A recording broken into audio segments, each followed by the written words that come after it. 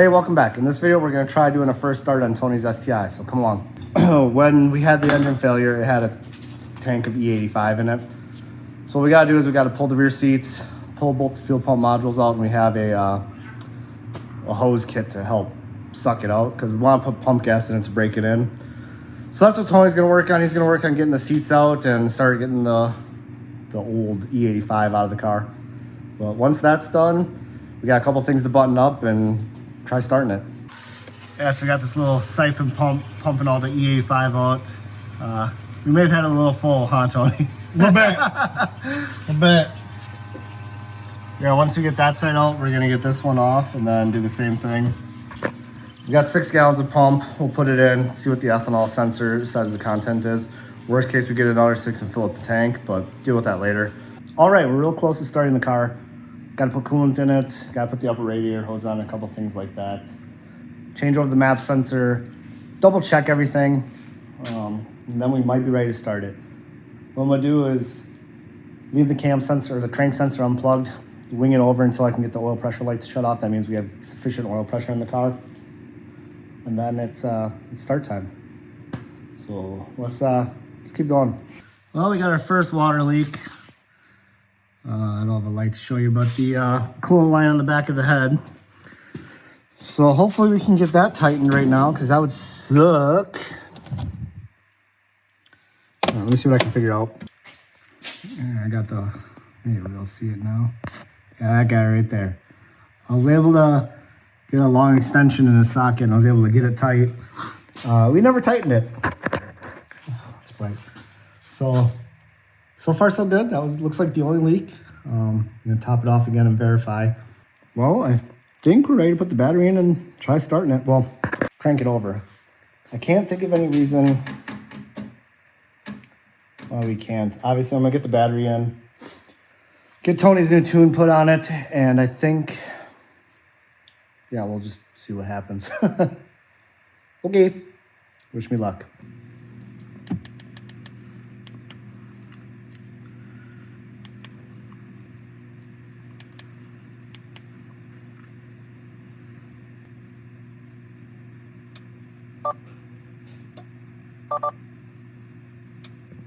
Well, I think we're ready to crank it over at least and see if we got any leaks. So let's do that. And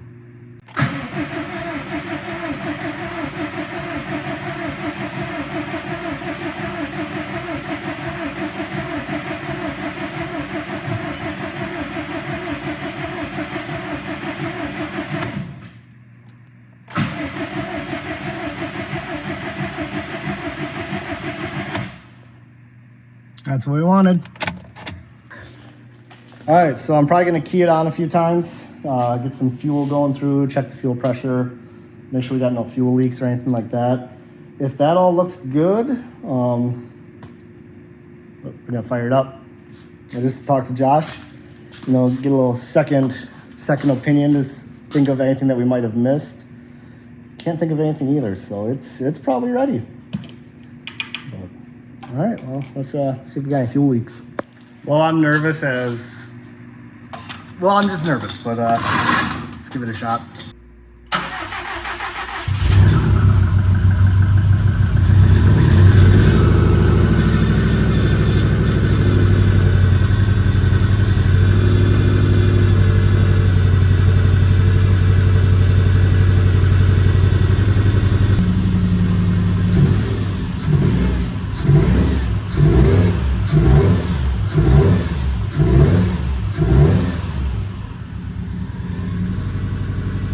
All right, seeing we got a little bit of a miss on cylinder 3. Injector circuit. Well, that'd be why. Let's plug this in and retry this. Look at that, it runs a lot smoother when you plug all the injectors in. All right, she's running. I didn't let it run too long. Just kind of let it circulate a little bit. I want to get this oil out and put break-in oil in it now with a good filter. Other than that, it's just buttoning some stuff up and obviously the intercooler, and she's ready to drive. So for right now, I'm I'm gonna leave this how it is and catch back up when we start doing the other stuff. So we just did the intercooler system here. I got a couple things I gotta finish up and then it's first drive time. Got all the oil out of it. I gotta put the brake-in oil in it. I got a new filter on it. Tidy up some hoses, zip tie some stuff out of the way. Put the air pump on, stuff like that, just real minute stuff. But once that's all done, I'm gonna let it run in here for probably 20 minutes, kind of doing some varying RPMs, and then should be ready to go. So without further ado, let's get cooking.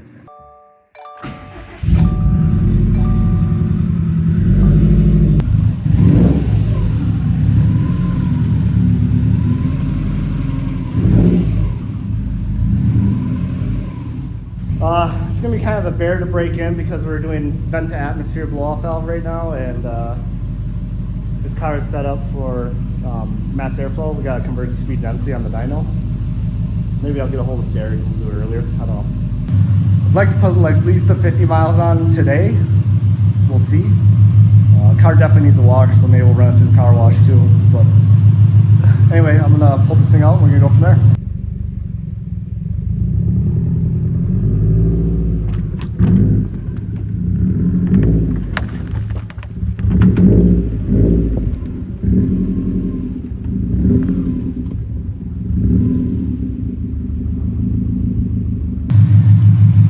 Outside. I like to follow MA Performance, their braking procedure. First 50 miles is like a lot of engine braking and stuff like that, stuff to help seat the rings. So like I said, we're just gonna kind of no boost pulls, kind of accelerate, and then just we do that on and off periodically throughout the first 50 miles here. But I think my wife and daughter are gonna come with and drive, so I'll have them film.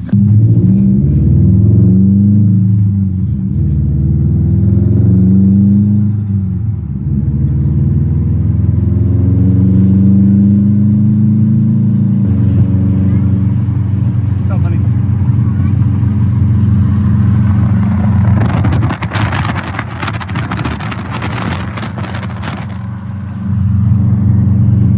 So far, so good. One of the things we got to make sure we do is a lot of engine braking. And probably drive it for at least 30 miles this first time.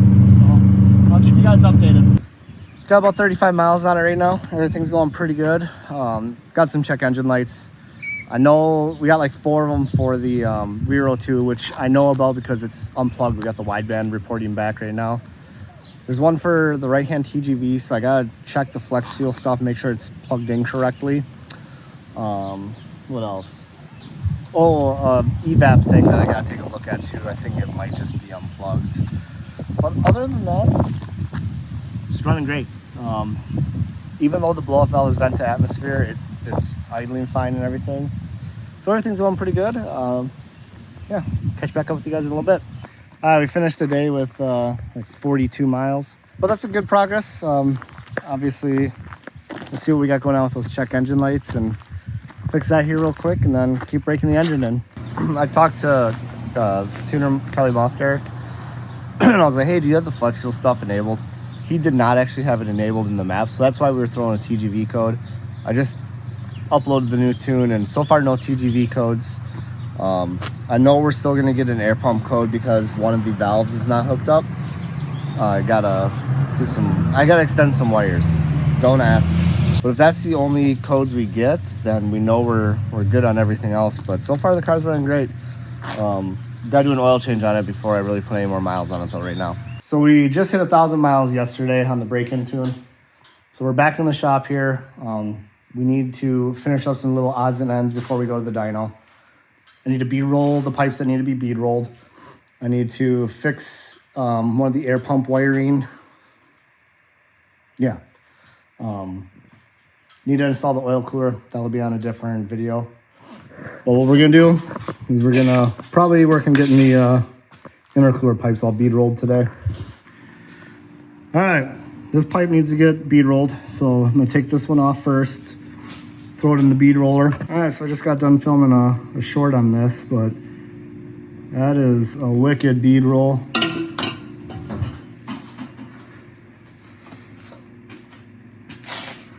This These things are this one is kind of expensive, but in my opinion, it's probably the best one on the market. It's all stainless steel and everything like that. It's like $450. Just because I bought it doesn't mean you have to buy it. There's cheaper ones out there. So far, I'm very enjoying that. But let's keep going here and get all those intercooler pipes bead rolled.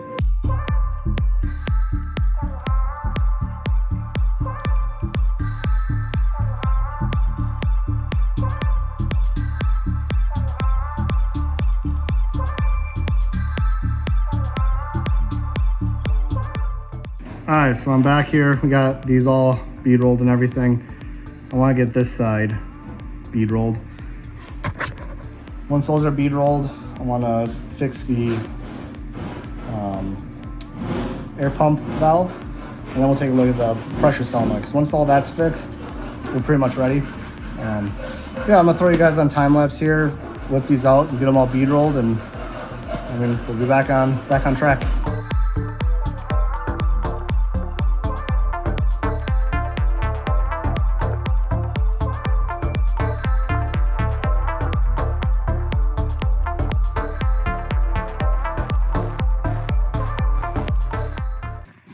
Yeah, and just like that, all the ends are all bead rolled and everything. This thing is a godsend. Just gonna say that. Way back in the day, I used to use you know, I think I've got it. So hold on.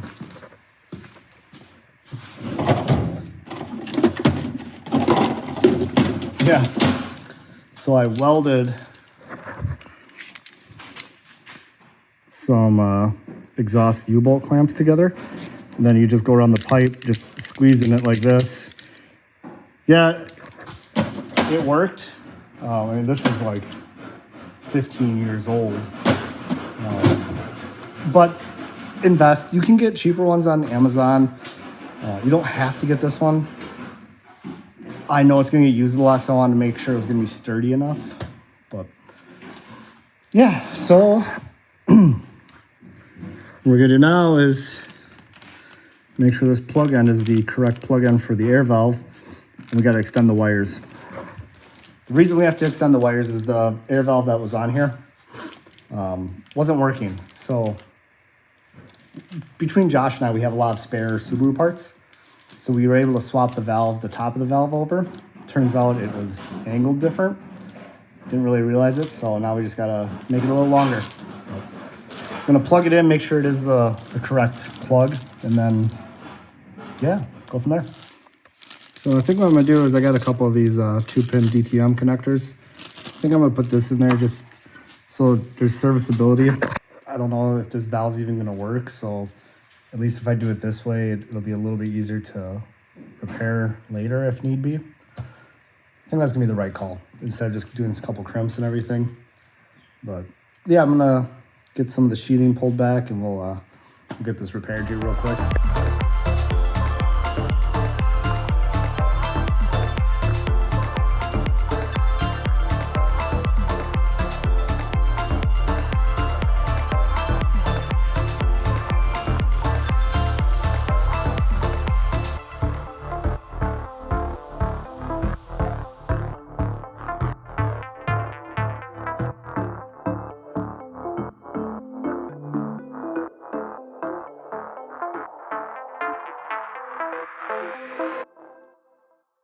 All right, so there it all is. There wasn't a lot of slacking here, but we got it all taken care of. So now I can just put that down there and forget about it. Like I said, it's not a bad way to do it. It's a motorsport connector and everything like that. Just for any reason, if we wanted to service it, we got plenty of line to service it with at this point. But yeah, again, all the pipes are bead rolled. The air valve is wired. Check the evap. The only thing that's left to do is the oil cooler. I'm gonna do the oil cooler on a different video though. Yeah, so that's actually where I'm gonna leave this video. This car is going on the dyno in 2.5 weeks. So if you're looking forward to that, make sure you subscribe, and we'll see you next time.